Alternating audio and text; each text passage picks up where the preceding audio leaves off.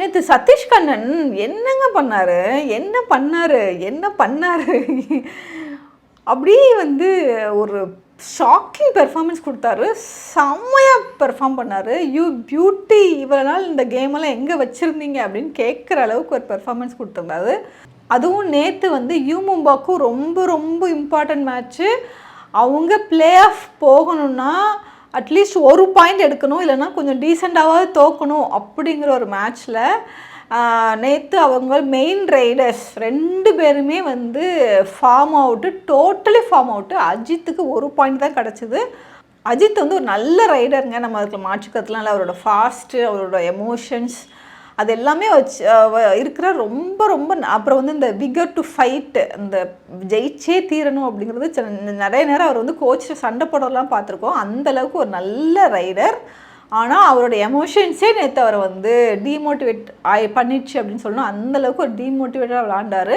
அவர் score பண்ணதே ஒன்று தான். மஞ்சித்தாலையும் பெர்ஃபார்ம் பண்ண முடியல. இந்த மாதிரி இந்த பிகேஎல் களத்தில் ஏற்கனவே நிறைய சாதித்து கொண்டிருக்கும் விளையாட்டு வீரர்களால் கூட ஒரு நல்ல ரைடு கொடுக்க முடியல. அதுக்கப்புறம் அவங்க வந்து சௌரவ்னு ஒருத்தர் இறக்குனாங்க. அவர் வந்து சீனியர் நேஷ்னல்ஸ்லாம் விளாண்ட பிளேயர். அவருக்குமே நேற்று வந்து ஒரு பாயிண்ட் கூட கிடைக்கல. மேபி ஒரு பாயிண்ட் கிடச்சிருக்கும்னு நினைக்கிறேன். அவ்வளோதான், ரொம்ப அண்டர் பெர்ஃபார்மன்ஸ் தான் பண்ணாங்க. ஆனால் சதீஷ் கண்ணன் வந்து செம்ம பெர்ஃபார்மன்ஸ் பண்ணாருங்க. செம்ம பெர்ஃபார்மன்ஸ். ஐ திங்க் ஆல்மோஸ்ட் ஒரு 10 பாயிண்ட் எடுத்தார்.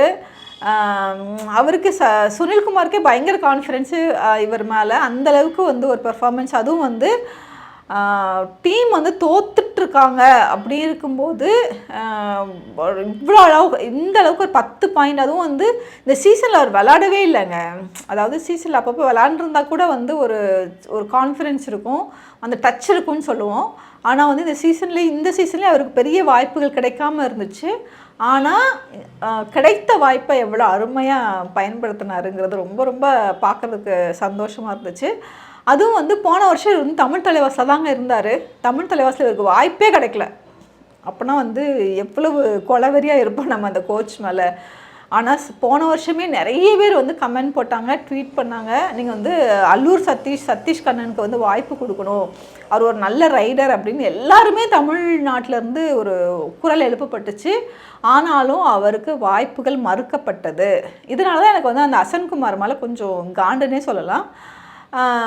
இப்போ கூட எனக்கு வந்து நேற்று சதீஷ் கண்ணன் எடுத்த ஒவ்வொரு புள்ளிக்கு பின்னாடியும் எனக்கு வந்து அந்த அசன்குமார் ஃபேஸ் தான் ஞாபகம் வந்துச்சு. ஏன்னா இந்தளவுக்கு ஒரு கேம் இருக்கிற பையனை நீங்கள் வெளியில் உட்கார வச்சு அவனுக்கு வாய்ப்பு கொடுக்காம இருந்தீங்கன்னா எப்படிங்க தமிழ் தலைவாஸ் ஜெயிப்பாங்க அப்படிங்கிற கேள்வி தான் இருந்துச்சு. அவர் ஃபேஸாக எனக்கு ஞாபகம் வந்துகிட்டே இருந்துச்சு. அந்தளவுக்கு நேற்று வந்து சதீஷ் கண்ணன் எல்லாரையும் திரும்பி பார்க்க வச்சுருக்கிறாரு. ஒரு சிறப்பான பெர்ஃபார்மன்ஸ் கொடுத்துருக்குறாரு. அது வந்து ஏன்னா அது வந்து சாதாரண விஷயம் இல்லைங்க. அது ஏன்னா யோசித்து பாருங்கள், இவ்வளோ நாள் இவர் வெயிட் பண்ணிட்டே இருக்கார், வாய்ப்பே கிடைக்கல. வாய்ப்பே கிடைக்காம இருக்கும்போது அணி வந்து பிளே ஆஃப்க்கு குவாலிஃபை பண்ணுறதுக்கு ஒரு பாயிண்ட் வேணுங்கிற ஒரு இக்கட்டான சூழ்நிலை இருக்கும்போது அவங்க மெயின் பிளேஸ்லாம் இல்லாமல் கிடைக்கும்போது ஒரு டென்ஷன் இருக்கும்ல, அது பதட்டம் இருக்கும்ல. ஐயோ தோத்துச்சுன்னா இல்லை நம்மளால் ரைட் பண்ண முடியலன்னா என்ன ஆகும் அப்படிங்கிற பதட்டம்லாம் இருக்கும்ல. அதெல்லாம் தாண்டி அவர் வந்து அந்த 10 பாயிண்ட் புள்ளிகள் எடுத்தார்ல, பார்க்கவே அருமையாக இருந்துச்சுங்க. அதுவும் வந்து அவர் ஃபேஸில் எந்த பதட்டமும் இல்லைங்க. அதுதான் வந்து, அதாவது உலகமே பதட்டமாக இருக்கும்போது அவர் மட்டும் வந்து ரொம்ப கூலாக வந்து அந்த ரைட் பாயிண்ட், அதுவும் ஹரியானா ஸ்டீலர்ஸ்குள்ளே எகெயின்ஸ்டாக வந்து ரைட் பண்ணி எடுக்கிறதுலாம் சாதாரண விஷயம் இல்லைங்க. அவங்க வந்து பெஸ்ட்டு டிஃபெண்டர்ஸ் வச்சுருக்காங்க, ரைடர்ஸும் நல்லாவே வச்சுருக்காங்க. ஆனால் டிஃபென்ஸ் தான் அவங்களோட ஸ்ட்ரென்த்தாக இருக்குது. ஸோ அப்படி இருக்கிற டீமுக்கு எகெயின்ஸ்டாக 10 புள்ளிகள் எடுத்தது வந்து சதீஷ் சூப்பராக பெர்ஃபார்ம் பண்ணிங்க, நீங்கள் வந்து சாதிச்சிட்டிங்க அப்படின்னு சொல்லுவேன். ஸோ போன வருஷம் ஆனால் வந்து இவருக்கு சுதாகர் கூட ஒரு வாய்ஸ் அவுட் பண்ணியிருந்தார், என்னை விட சதீஷ் அண்ணா வந்து ரொம்ப நல்லா விளையாடுவாங்க, நீங்கள் அவருக்கு ஒரு வாய்ப்பு கொடுக்கணும் அப்படின்னு சொல்லி சுதாகர்லாம் கேட்கும்போது நிஜமாகவே வந்து அது ஃபீலிங் ப்ரவுட் மூமெண்ட்டு தான். இப்போ சுதாகருமே போன வருஷம் தான் பிகேஎல் ஃபஸ்ட் சீசன். அந்த ஃபஸ்ட் சீசனில் விளாடும்போது கூட ஐயோ தன்னை சார்ந்த ஒரு பிளேயருக்கு வாய்ப்பு கிடைக்கலையே அப்படின்னு சொல்லி சுதாகர் வாய்ஸ் அவுட் பண்ணதெல்லாம் சுதாகரை எங்கேயோ கொண்டு போயிடுச்சு, சதீஷ் கண்ணனை எங்கேயோ கொண்டு போயிடுச்சு. ஆனால் போன வாரம் வந்து நம்ம தமிழ் ரைடர்ஸ்க்கு வந்து ஒரு நல்ல நேரமாக இருந்துச்சு. ஏன்னா சுதாகருக்கும் ஒரே ஒரு வாய்ப்பு கிடச்சி, அவரும் அதை ரொம்ப நல்ல கன்ஸ்ட்ரக்டிவாக யூஸ் பண்ணிக்கிட்டாரு. அஜித்துக்கும் ஒரு புனேரிப்பல்டன்லேருந்து ஒரு சரியான வாய்ப்பு கிடச்சிது. இப்போ அந்த டீம் வந்து எலிமினேட் ஆயிருந்தா கூட அந்த வாய்ப்பை பயன்படுத்தி 9 பாயிண்ட் என்னமோ எடுத்தார். அதுவும் வந்து சிறப்பாக இருந்துச்சு. இன்றைக்கி வந்து சதீஷ் கண்ணன் ரொம்ப நல்லா பெர்ஃபார்ம் பண்ணியிருக்காரு. ஸோ இந்த ரைடர்ஸ்க்கெல்லாமே வந்து வாய்ப்புகள் கிடைக்கல, ஐயோ கிடைக்க மாட்டேங்குது அப்படின்னு தமிழ்நாடே ஒரு பரிதவிப்பில் இருந்துச்சு. பிகேல என்ன முடிய வர போகுது, பிளே ஆஃப் ஆரம்பிக்க போகுது. ஸோ இனிமேல் வந்து அந்த பிளேயருக்கு வாய்ப்பே கிடைக்காம போயிடுமோ அப்படின்னு நம்ம தவிச்சிட்டு இருக்கிற நேரத்தில் அந்த பிளேயருக்கு வாய்ப்பு கிடைத்து அந்த வாய்ப்பை சரியாக பயன்படுத்தினது மிக மிக மிக மகிழ்ச்சி.